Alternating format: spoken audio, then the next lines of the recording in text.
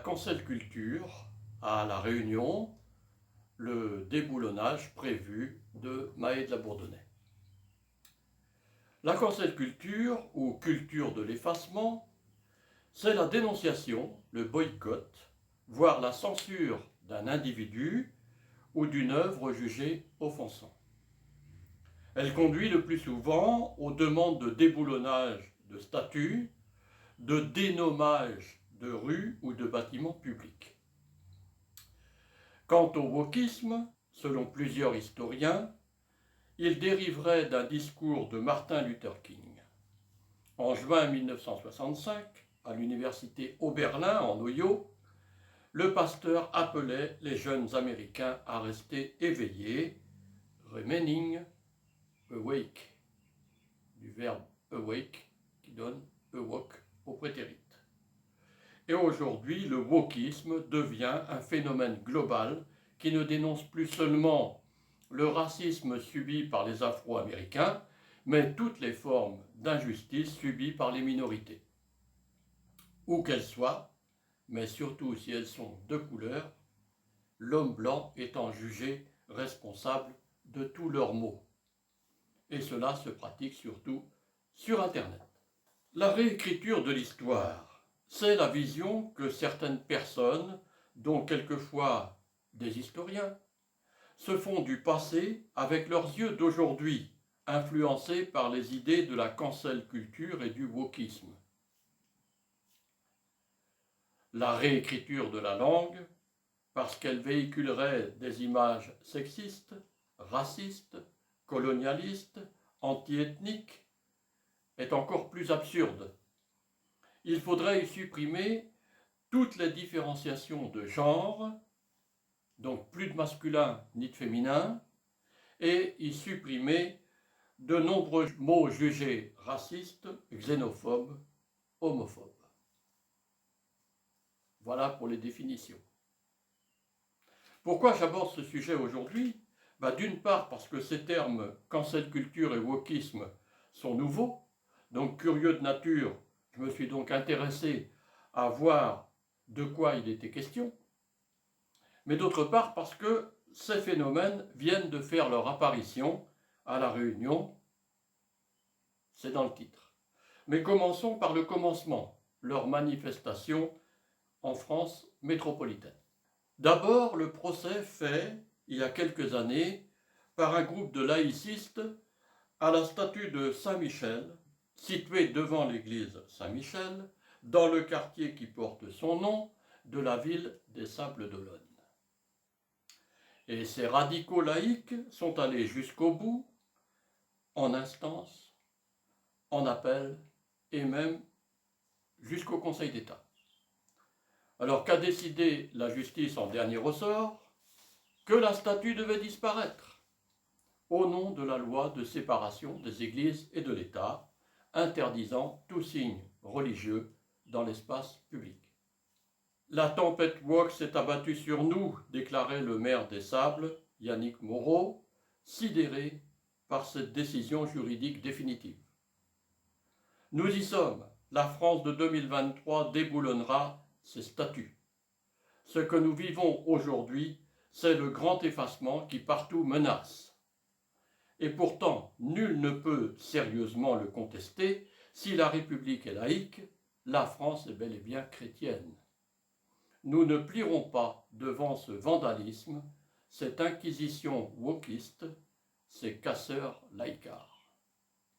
La France qu'il nous prépare, c'est un pays où le lundi de Pâques ne sera plus férié, où les fêtes de fin d'année remplaceront la fête de Noël, où l'écriture inclusive sera enseignée, où le blason de la ville des Sables-d'Olonne, avec sa Vierge protectrice de nos marins, devra être effacé des lieux publics. Face à ceux qui détruisent, nous continuerons à bâtir sans relâche, à maintenir vivants les liens qui nous unissent et à célébrer fièrement la culture et la liberté. Alors certes, aujourd'hui, ils auront fait reculer une statue, mais ils auront fait avancer notre amour pour la civilisation française. Ils auront fragilisé un socle, mais consolider notre volonté de célébrer nos héros et notre histoire. Ils auront leur déboulonnage, mais n'auront jamais nos cœurs vendéens, entrelaçant dans un même élan le progrès et la tradition, les racines et les ailes d'un peuple qui, bien qu'écrasé sous les sabots de Westermann, a su trouver en lui la force de se relever et de faire naître les plus belles aventures humaines au XXe siècle, tout à la fois enraciné et lancé à la conquête des océans et du monde, nos cœurs vendéens battant à l'unisson pour le Puy du Fou et le Vendée Globe. Vive les Saint-Michel de Vendée et de France. Voilà le discours de Yannick Moreau. Alors la plainte des laïcistes avait été portée en 2019. La décision du Conseil d'État est d'avril 2023. Moins de 4 ans de procédure donc. Ça n'a pas traîné. Beaucoup moins que lorsqu'il s'agit de juger un ministre ou un président de la République. Selon que vous serez puissant ou misérable, aurait pu encore écrire La Fontaine. La statue de Saint-Michel sera donc déplacée, mais elle restera devant l'église, affirme le maire, qui ne dit pas combien cela coûtera et par qui ce sera payé. Autre procès fait par quelques laïcistes, toujours dans l'ouest de la France, celui contre la statue du pape Jean-Paul II, surmontée d'une croix à Plouarmel de Bretagne. Là, la polémique remonte à beaucoup plus longtemps, puisque dès 2006, ça fait donc 17 ans, son installation sur une place publique avait été contestée. La sculpture était offerte par son créateur, un artiste géorgien, à son ami maire de Plouarmel, Paul Ancelin, qui l'avait fait mettre sur une place publique de sa ville, baptisée elle-même place Jean-Paul II. Alors, suite à la plainte déposée en 2006, le tribunal administratif de Vannes, en janvier 2010, avait jugé illégale et contraire à la liberté de conscience la subvention, 4 500 €, du Conseil général du Morbihan pour ériger le socle du monument et ordonner son remboursement. En avril 2015, le tribunal administratif de Rennes s'était prononcé pour l'enlèvement de la croix surplombant le monument, la décrivant comme un symbole ostentatoire de la religion chrétienne, qui n'a pas le droit d'être exposé dans un lieu public. En octobre 2017, le Conseil d'État a jugé l'affaire en dernière instance en se basant sur l'article 28 de la loi de 1905 qui interdit les monuments religieux dans les espaces publics s'ils ont été érigés après 1905. Le Conseil d'État a accepté le maintien de la statue et de l'arche, mais a ordonné l'enlèvement de la croix. Cette décision était définitive. C'est finalement le déplacement de la statue vers un terrain appartenant au diocèse de Vannes, à savoir le collège du Sacré-Cœur, un terrain appartenant au diocèse donc, à proximité, qui a été retenu. La statue a été déplacée de 30 mètres. Le rachat par l'Église et le transfert du monument ont eu lieu en 2018. Coût de l'opération, 100 000 €, financé en grande partie par les dons des fidèles. Le wokisme revient vraiment très cher. Si ce genre d'opération venait à se répéter un peu partout en France, on risque d'atteindre des sommes astronomiques. A-t-on besoin de cela dans un pays qui croule déjà sous la dette et craint de ne pas pouvoir continuer à assurer les retraites? Le troisième cas national récent, concernant les effets du wokisme, ou plutôt de la cancel culture, c'est celui de la statue équestre de Napoléon Ier à Rouen. À croire décidément que les anciens duchés provinces de l'ouest de la France seraient les premiers touchés. Peut-être parce qu'ils ont des liens géographiques plus soutenus et de longue date avec le continent américain, parce que tout ça, ça vient de l'Amérique, bien sûr. À Rouen, donc, en 2020, la municipalité avait envoyé ces statues, qui se trouvaient place de l'Hôtel de Ville, à l'atelier pour être restaurées. Rien de contestable.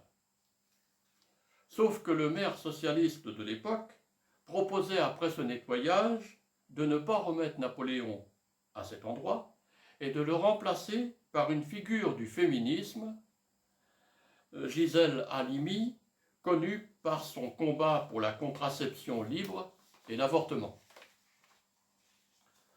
Alors, un référendum en ligne avait alors été ouvert pour consulter les habitants de Rouen sur son avenir.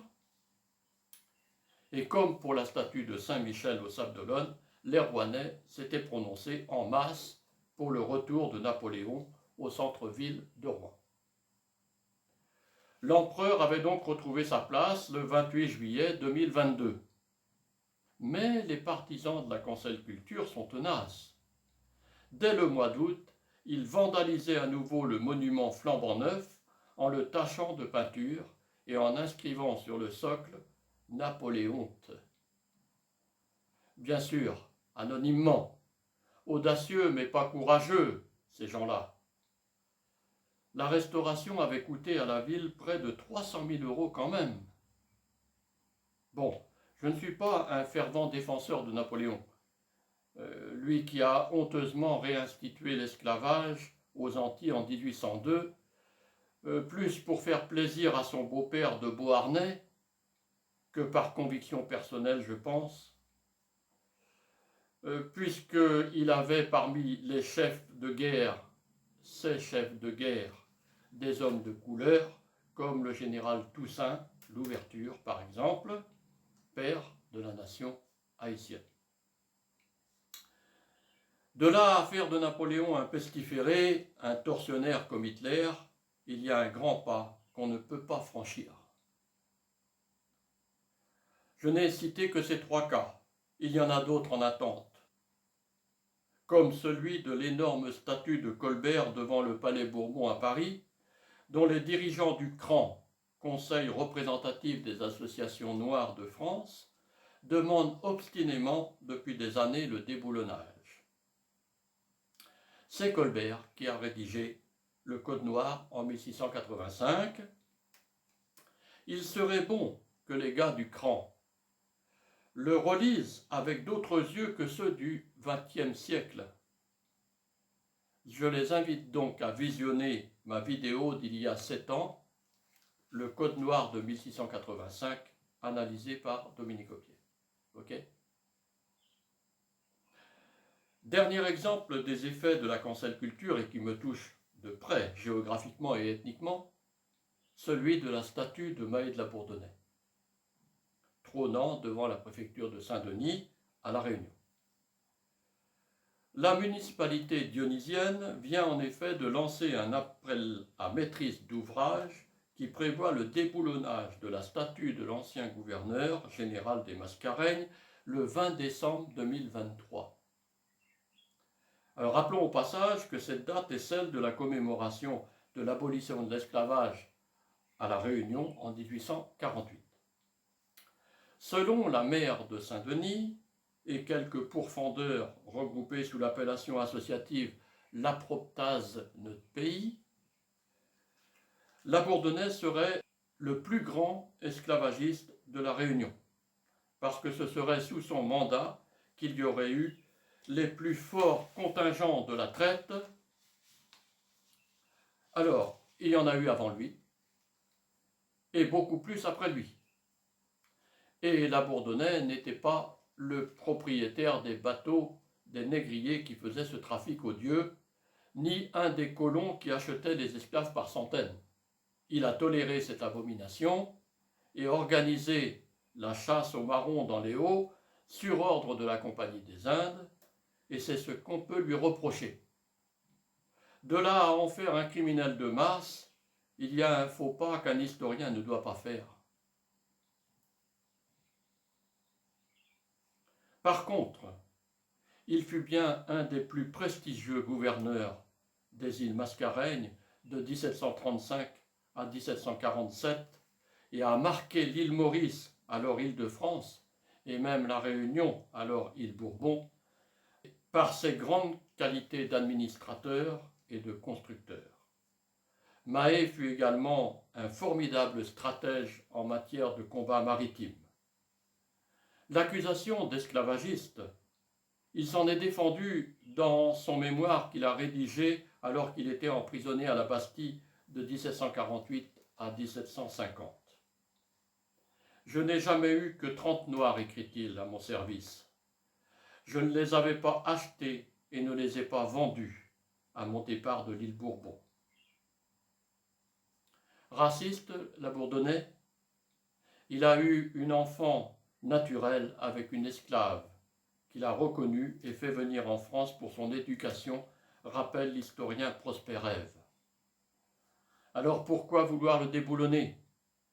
Simplement par un effet de mode, nous semble-t-il, venant de la mairesse de Saint-Denis, mais surtout pour faire plaisir à quelques radicaux opportunistes désirant réécrire l'histoire à leur façon, sans aucune concertation et sans doute avec bien peu de connaissances historiques. Enfin, j'avais également évoqué au début de cette vidéo les désirs infondés et anachroniques de réécriture de l'histoire. Je viens d'en parler à propos de la Bourdonnais. Et même de réécriture de la langue. Alors les arguments des tenants de l'écriture inclusive, refusant la distinction entre masculin et féminin, et voulant supprimer certains mots jugés sexistes, homophobes, racistes, colonialistes, anti-ethniques, voire anti-religieux, surtout anti-islamiques, apparaissent si absurdes qu'ils ne méritent pas d'être repris. Laissons ces détraqués à leur délire, qui n'aboutiront à rien, et continuons à défendre avec persévérance, comme on l'a toujours fait, les trésors de nos patrimoines tangibles et intangibles.